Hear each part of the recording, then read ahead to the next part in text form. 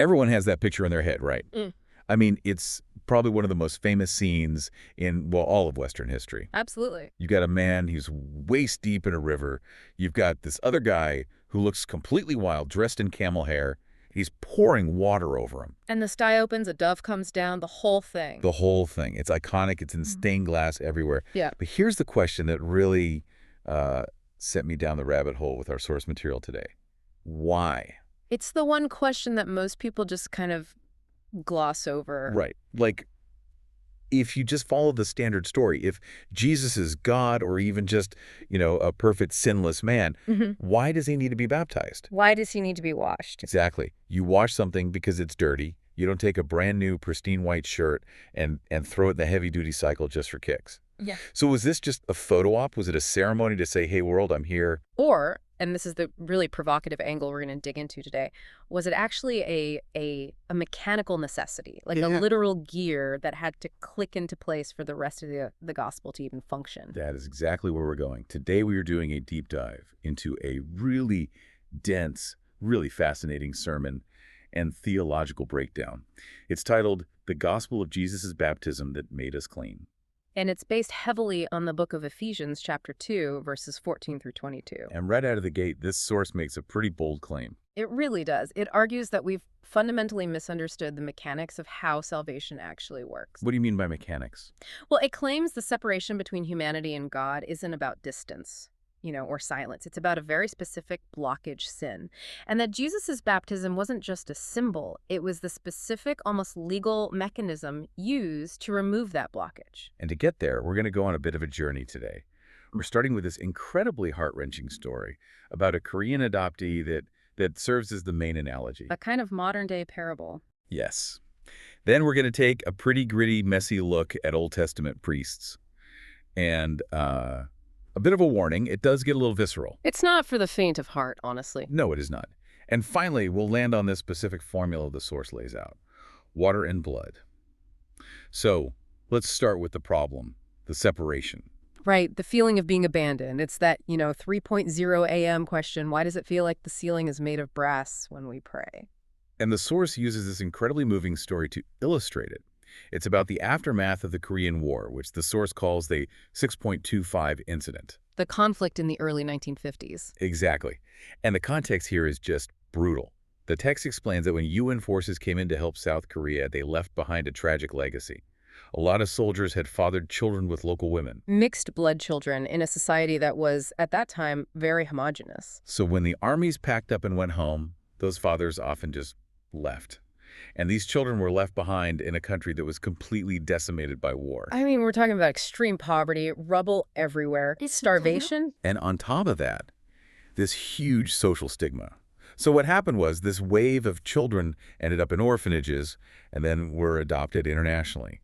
The source zooms in on one specific girl who was adopted by a family in Germany. And this is where the story becomes really important for the analogy. The source is using her experience to mirror the human condition. So picture it.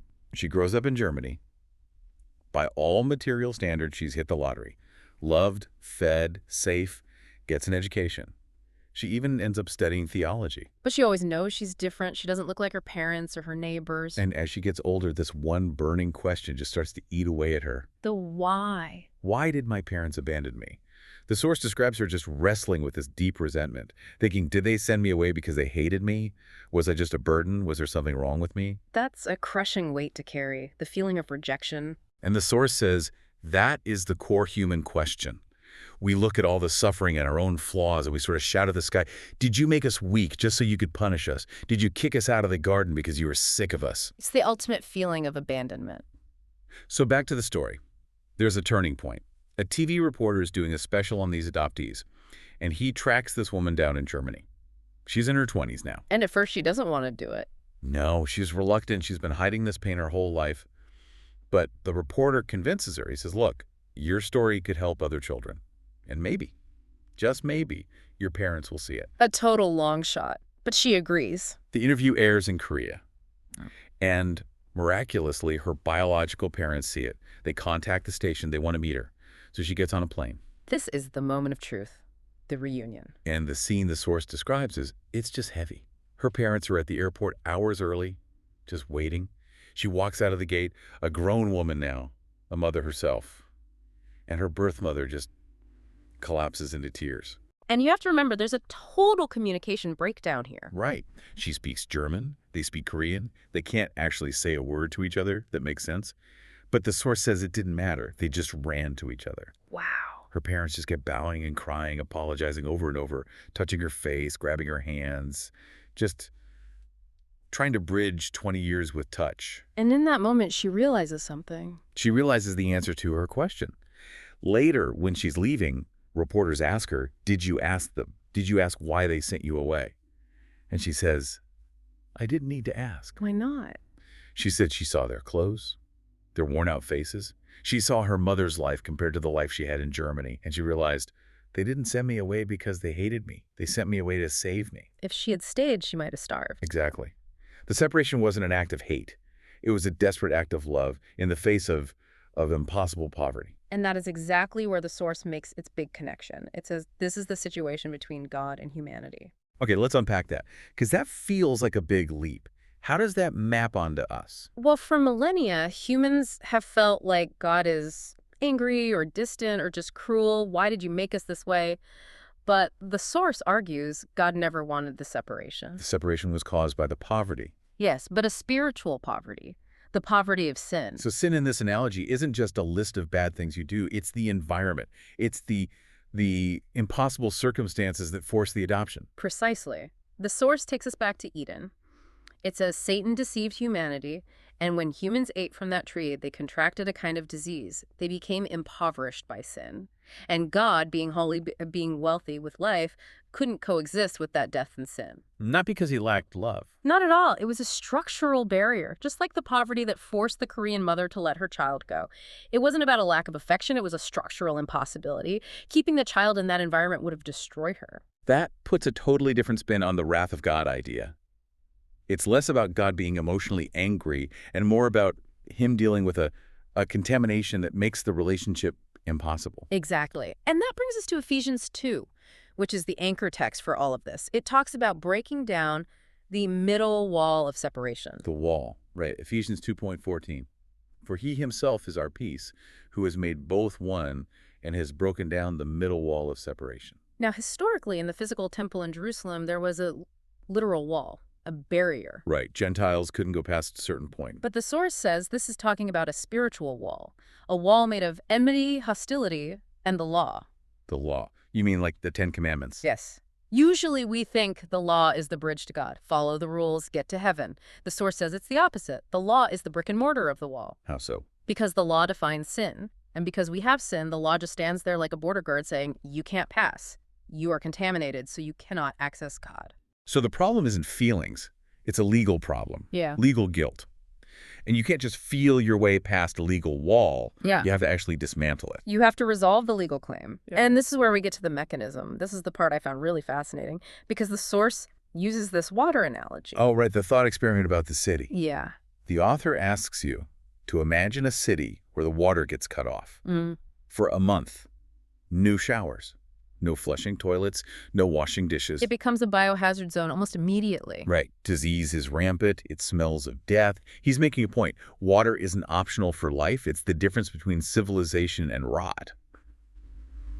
And then he pivots to the Old Testament. And honestly, I hadn't thought about it in such graphic terms before. He takes us to the tabernacle. We usually get the Sunday school coloring book version. Nice tent, glowing clouds, bearded guys in clean white robes. The source just tears that image apart. Yeah. Points out the tabernacle was basically a butcher shop. It was. That's just the reality of it. You have priests bringing in bulls and goats and lambs all day. They're slitting throats, skinning animals, pulling out entrails, burning fat on an open fire. The source gets really descriptive. It talks about blood splattering, the grease, the filth.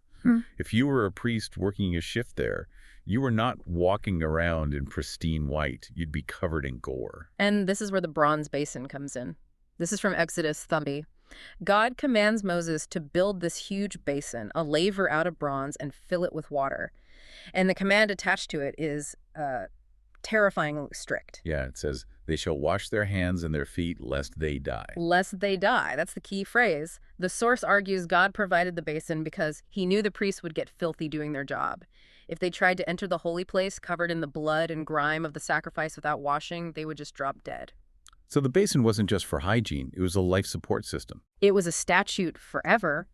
And now, finally, we can connect this to Jesus. The source argues that the Old Testament tabernacle was just a shadow, a blueprint for what Jesus would do. Okay, so let's map this.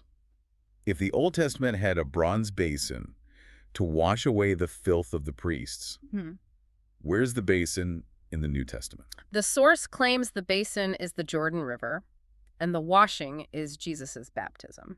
Whoa. Okay, hang on. Let's really connect those dots because that changes that whole scene. It all comes down to the transfer of the dirt.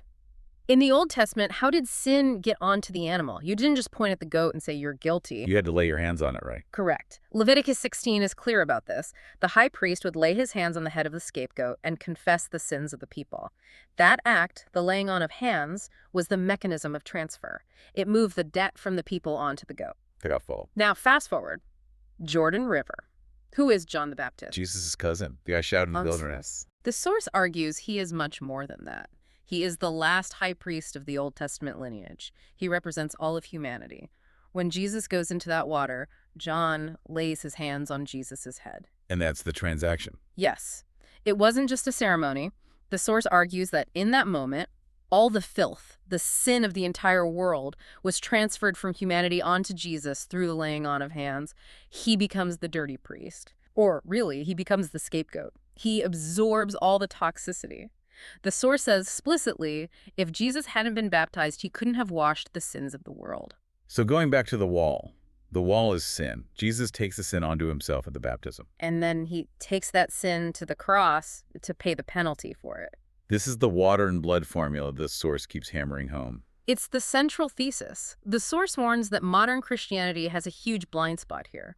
It argues that most people focus only on the blood on the cross. They just say, Jesus died for me. Which is, that's the standard understanding. But the source says that's incomplete. It's like having a check with no signature on it. That's a heavy statement. Why is it incomplete? Because of the mechanism of transfer. The cross is the judgment for sin. It's the execution. But for that execution to be valid for your sin had to be legally moved onto Jesus first. And that happens at the baptism. The source says the movement of sin happened at the baptism, the water. The payment for that sin happened at the cross, the blood. You need both. So if you only believe in the cross... The source implies you're believing in the execution of a man who didn't necessarily have your sin on him yet, at least not according to this very specific theological framework. You need the water to move the debt and the blood to pay it. That is a radically specific distinction. It reminds me of 1 Peter 3.21, which the source quotes. There is also an antitype which now saves us, baptism. Yes, an antitype just means the reality that the shadow was pointing to. The bronze basin was the type, the shadow. Jesus' baptism is the antitype, the reality. And the verse goes on to say, not the removal of the filth of the flesh, but the answer of a good conscience toward God. That good conscience is key. The source asks, how can you have a clear conscience if you aren't sure your sin was actually moved? If you believe in the baptism, you know the transfer happened. The debt is gone. The wall is down. It's so mechanical.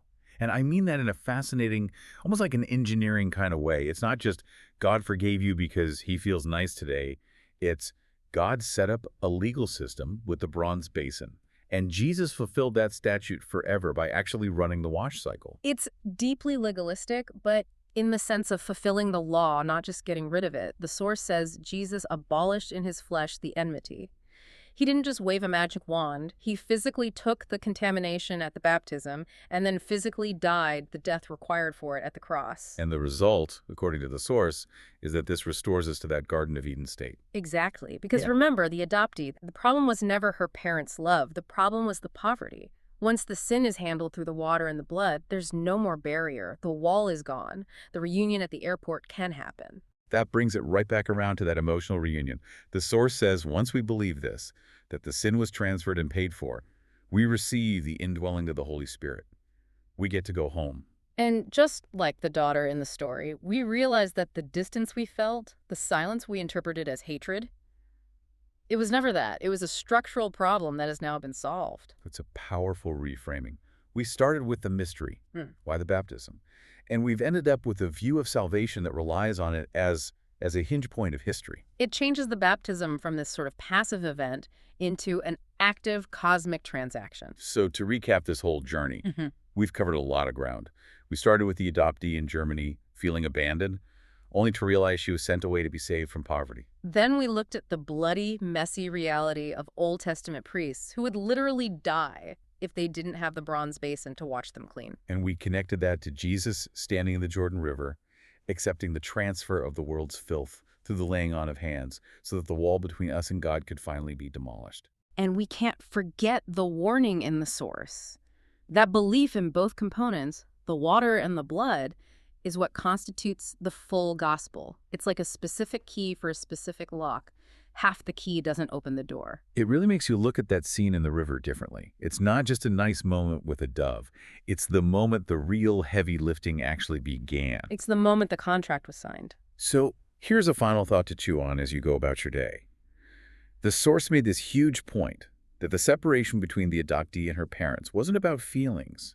It was about the external condition of poverty. Once she understood that, her resentment it vanished. And that raises a massive question for us. We often interpret our suffering, our bad days, our feelings of loneliness as God giving us the silent treatment. We take it personally. We think he must not care, or he's punishing me. But if we accept the premise of this source, that the separation was purely a mechanical problem of sin that has now been mechanically solved, how does that change how you interpret your own bad days? It suggests the why of our suffering isn't God's anger. It suggests that maybe we're suffering from a kind of phantom limb syndrome. We're feeling the pain of a wall that has actually already been torn down. The reunion has already been arranged. We just haven't walked out of the arrival gate yet to realize it. Exactly. The poverty is gone, so the separation is an illusion we might be holding on to. Something to think about. Huh. What walls are you seeing that might not actually be there anymore? That's all for this deep dive. Thanks for listening, and we'll catch you on the next one.